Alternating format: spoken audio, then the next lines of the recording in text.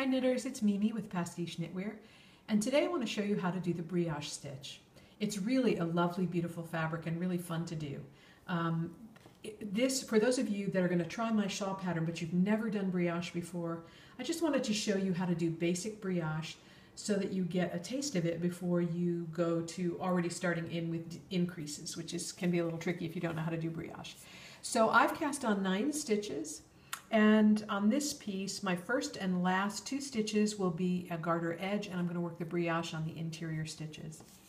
So I'm just going to get started here, knit my first 2, and then we're going to start in with there are 2 stitches that you're going to use in doing brioche.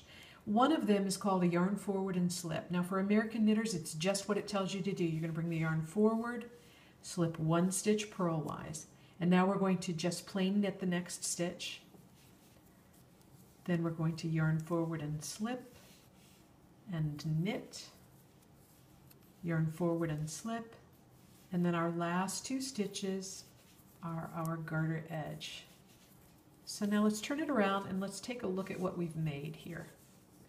Because we can see the brioche stitches now. We've got 3 of them. 1, 2, 3. The brioche stitches are the paired stitches. You can see that there's a yarn over that has paired up with a single stitch these 3 times. That is considered the brioche stitch. Now in between them you see these single stitches that look like a purl. And the rule of thumb for brioche is whenever you encounter a brioche stitch, you're going to knit into it. Whenever you encounter this single purl stitch, you're going to yarn forward and slip. So let's do our second row here, following that matrix. So we'll knit our first 2 edge stitches, and the first stitch that we see is a brioche stitch.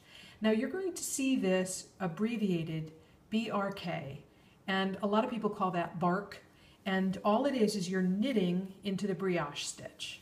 So it's brioche knit, okay? Then yarn forward and slip. Then we're going to knit the brioche or bark, yarn forward and slip, and bark, and then we have our last 2 stitches here.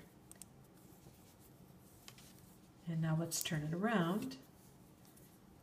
Now on this row, we're not going to start with the brioche stitch, we're going to start with the single stitch. So here's the rule of thumb. Whenever you see a single stitch, you're going to yarn forward and slip. Whenever you see a brioche, you're going to knit into it. Now this is true for just plain brioche knitting, when you're knitting flat with one color. So we yarn forward and slip, and knit the brioche or bark, yarn forward and slip, and then we knit the last 2. We're going to do one more row just to demo, and then I'd love to have you give this a go. This is a very visual process, and you'll get the groove of it just like you do with stockinette and garter. It's quite simple and fun. So there's my brioche, so I know I'm going to knit it. So that's my bark. Yarn forward and slip the single, bark, yarn forward and slip, bark, and then knit 2. So why don't you cast on and give it a try and see if you like it. It's actually quite a lot of fun to do.